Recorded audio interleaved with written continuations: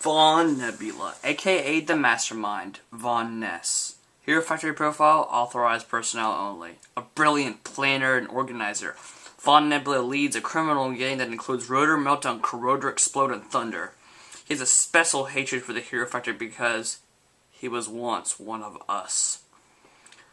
Under the name Von Ness, he was a part of Stormer's first team. During a fateful mission, Von Ness' cowardice almost resulted in the destruction of a city and death of his team leader. Blaming Stormer for his own failure, Von Ness disappeared, only to reappear years later as the villain Von Nebula. He has vowed to destroy Stormer and the Hero Factory, and with his power to create black holes, he may well succeed. Quote, "The world will tremble when I have my revenge." Equipment, the Black Hole Staff. Continuing the tradition with LEGO Hero Factory reviews. Okay, that's a pretty epic backstory that I just read there. I mean, this has got to be one of the cooler characters from this Hero Factory first wave, but we're reviewing Von Nebula today, the big, badass villain from the entire Hero Factory theme. Let's take a look at the box here. It's the same size as Rotors. We got LEGO Hero Factory. It's ages 9 through 16, 7-1, 7-5, 4-5.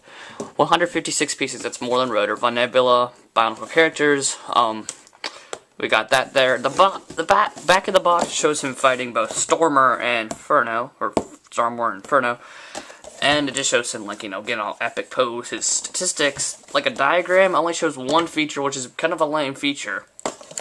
Then we got the push-open pins, which kind of got mutilated when I did that, but that's Von Nebula's box.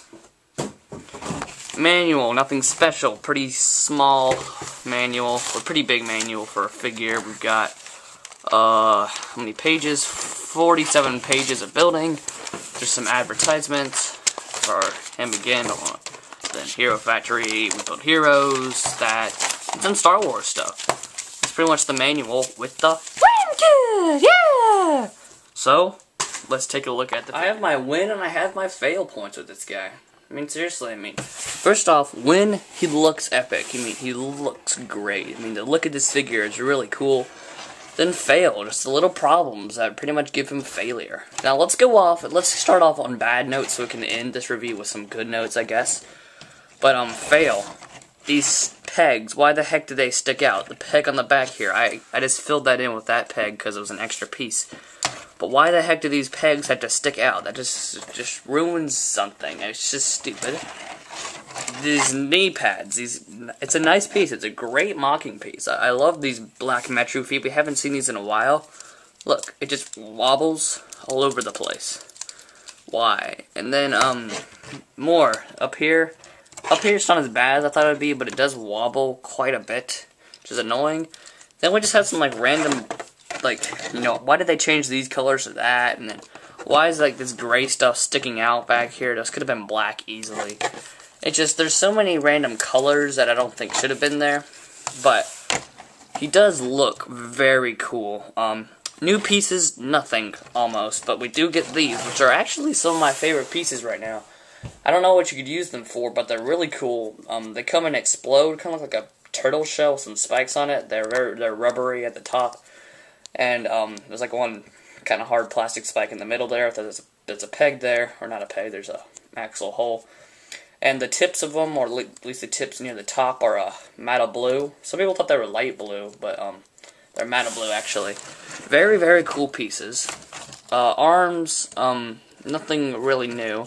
You can see there are very big hollow spots in the arms, which is unfortunate. But we do get these little hands, which are solid black Paraka feet.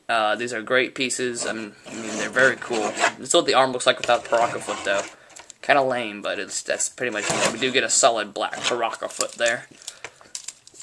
Then some more recolors. This, which is a really weird recolor. This is not a recolor that I necessarily would have wanted because I never really would have thought they would have made this, but a black and blue Tridex pod. Now, it's kind of weird, you know, if you saw Shadow Gear's review, his was more blue, and mine's more black. It's a very strange, you know, it's obviously all random molded plastic, you know, mixed plastic, but, you know, you never know. I'd rather mine be more black, which I'm lucky about, but I think there's not enough blue, maybe. See, this side is pretty much all black. This side there's more blue. But it's a very cool piece, and very nice piece. And then we also have these pieces here, the Metis, Metis Solec blades. These are in the gunmetal-ish silver. It's not exactly gunmetal, it's a little lighter, I think, but it's pretty much gunmetal gray. It's definitely not silver, but it's much darker than the others, but it's pretty cool. We also get the piston rods in those colors there. And then also, probably the recolor that everyone wants to buy this guy for. You also get a solid black bow rock shields, but the recolor everyone's buying this guy for is the black Hydroxide mask. A very epic piece, definitely one that we all would have loved to have, and hell yeah, LEGO, they just read our minds and made this thing. Very cool piece. Definitely a great piece to use. He looks kind of weird without his mask on. You can see how it's connected. It would be like this, really. Hold on, let me get a little upper view. You can see it would be like, just an Iron Man head. They flipped it around and they put some Mantax claws on him. And they just pegged on the Hydroxide mask. And it actually works. It works quite well, very surprisingly. Well, I didn't actually think he was going to have these Mantax claws, but he does. It's kind of cool, I guess. Yeah, so that's pretty much Von Nebula's recolors, new pieces. Now let's go on to some of the bad stuff, the articulation. Okay, Von Nebula's articulation, I am ashamed. I mean, LEGO could have done so much better, and they failed it drastically. Now, articulation, his head articulation is my favorite part about this guy. First off, he has a neck joint. It's connected like that, so it moves up and down. So he's got a neck joint, which is really cool. Then he also has, the standard ball joint where he can move his head from side to side, up and down. So he can get his head in some pretty good poses. I mean, he can get his head all the way down here or all the way up there. So very cool articulation there. Arm articulation, you can move it forward about that far, move it back about that far, and then you can move it up about that far. Then you can only just move this hand. That's all you get from the arm, really. I mean, seriously, that's all you get. And then, that's just a little sad. Leg articulation's not very good either. Move it about forward that far. You can barely move it back. The knee gets caught a ton from that little foot, but it does bend pretty well. Then it's got up and down, side to side, a little bit of swivel in the foot. So articulation on this guy, not the best. And especially since he's a huge figure, he should have a lot more than other ones, but not the best articulation. And now for his play features, I really wish they'd have put a launcher there with a blue ball. Maybe that would have been really cool, but they didn't. But the black hole staff, this is his only feature. All you get from this figure here is a freaking spinning little staff. That is just lame. Lame. Really quite lame. I just don't think that's a great feature, and I don't really like that.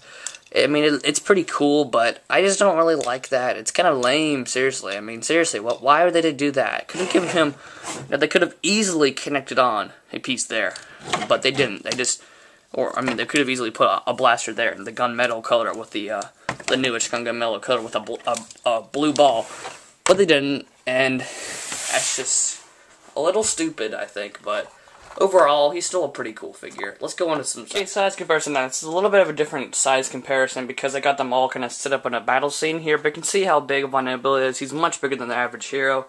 He's not as big as Rotor or tall, but he's a lot thicker, basically. But this is a pretty cool battle scene. Tell me what you think, but that's how big Von Nebula is compared to the rest of his Hero Factory count. Okay, for Von Nebula's final rating, I just think there's too many little problems to make this guy great. But he's a really cool figure to get, I think. Overall, I'll give him an 8 out of 10. I would give him a 10, but just the articulation is bad. Pretty much those simple little things bring down my rating by 2 points. But sorry. Overall, I do really like Von Nebula, and I think he looks epic. He looks like the best. He's one of the best looking from this entire wave. But he's just got those little gripes that, you just hate him for.